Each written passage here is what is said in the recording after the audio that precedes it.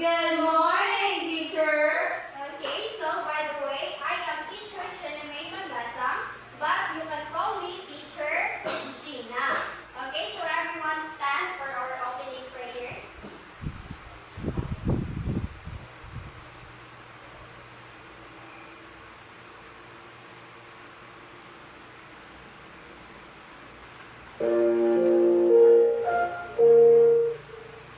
Please bow your heads and let us pray.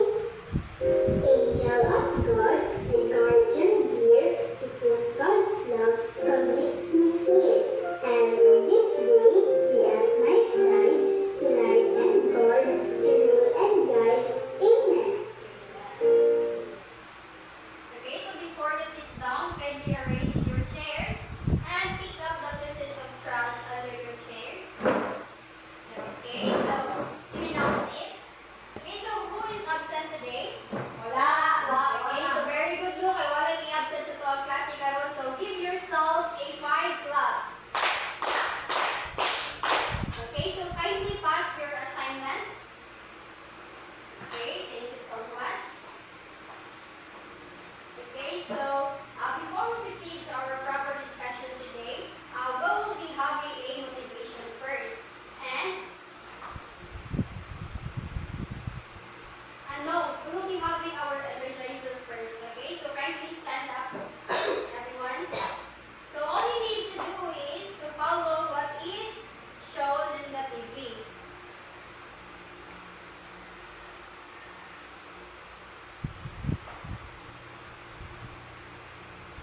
Okay, sorry for the delay. Okay.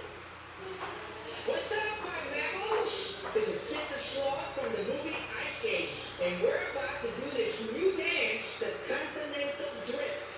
It's time to get up on your feet. It's easy to do. Just follow me. Move it out. This is. Take it back. This is. Step left. Then drift. Step right. And then drift. Crisscross. Into the man-made. Crisscross. Into the man-made. Jump, jump. Wiggle it up and walk it out like rain. Move it out. This is. Take it back. This is. Step left. Then drift. Step right. And then drift. Crisscross. Into the man-made. Crisscross. Into the man-made. Jump, jump, jump. Wiggle it up and walk it out like rain. Okay, so 2 times faster.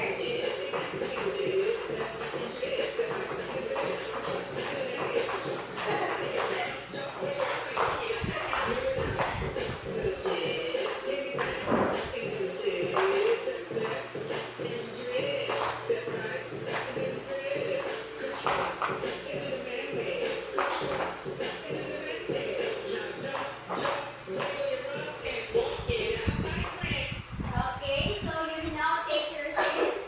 Okay, so we will be having our motivation today called the Wonderland Descent. So I will be giving you a paper stick. So this is the group 1 and this is the group 2. Okay, so the paper sticks nga ako ang gihatag sa inyo ha kay naa na siya diray nakabutang nga story. So all you need to do is to read that. Sabay na to na siya nga basahon. Okay, so let's read Wonderland Descent.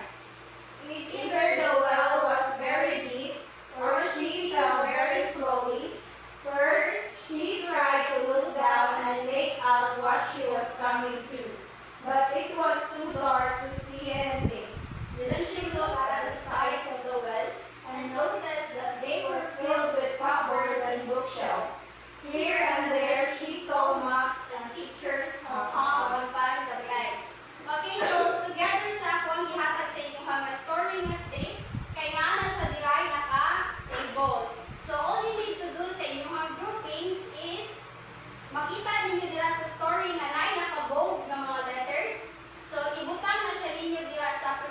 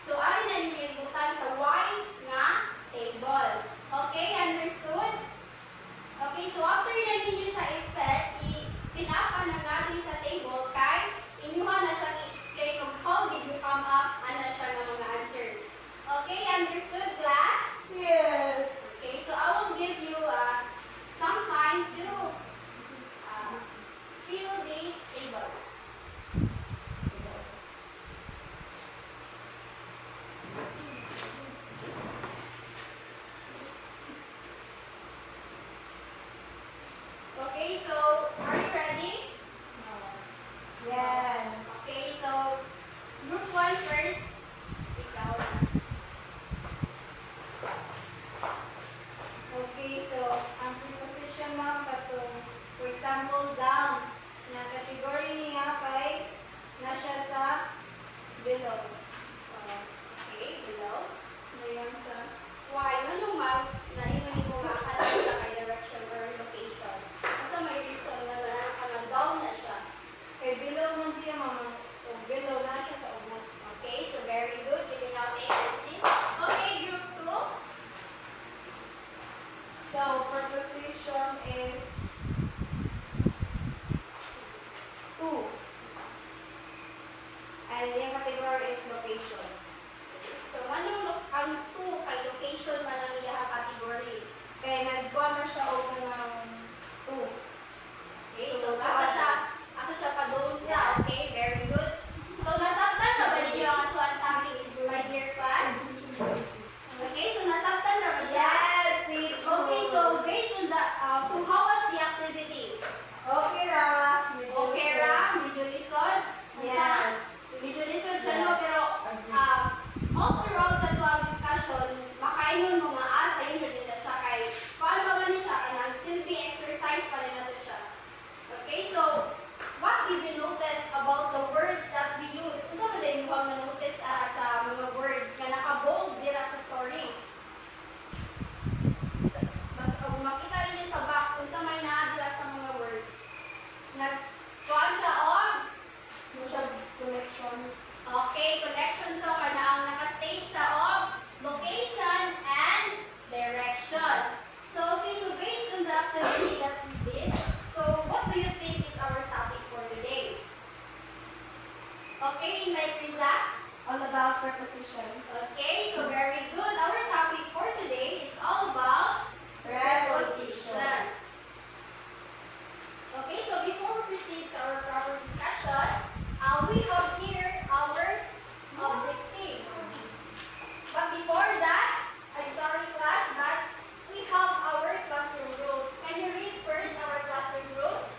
Raise your hand. Listen carefully. Show respect. Use kind words. Do your best. Okay, so kindly read our objective class. Identify and define what preposition is. Use appropriate preposition in constructive, simple, and meaningful sentences. Show active participation and cooperation during class activities about preposition. Value teamwork and respect for others' ideas during the work. Okay, so thank you. So ang ato ang objective class kay mo na sa nagsilbi nga goal nato nga inyong ma-learn after sa ato ang discussion. Understood? Yes! Okay, so what is preposition di I class?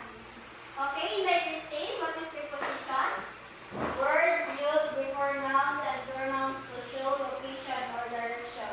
Okay, so preposition di ay sa kay mo na siya ang nag-use sa preposition before sa noun and pronouns para makita nato asa ang direction or location. Nasabtan na ba class? Okay, Yes! so ang preposition di ay kinana siya duha ka category.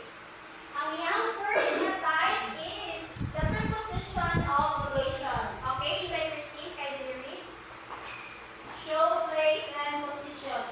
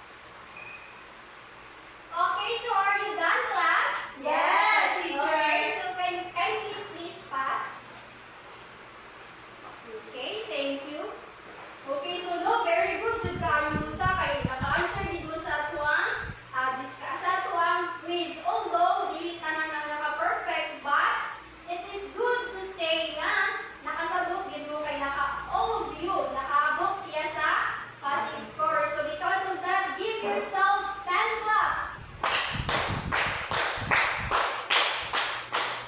Okay, so for your assignment, okay, so kindly write your assignment in your assignment notebook. Okay, so your assignment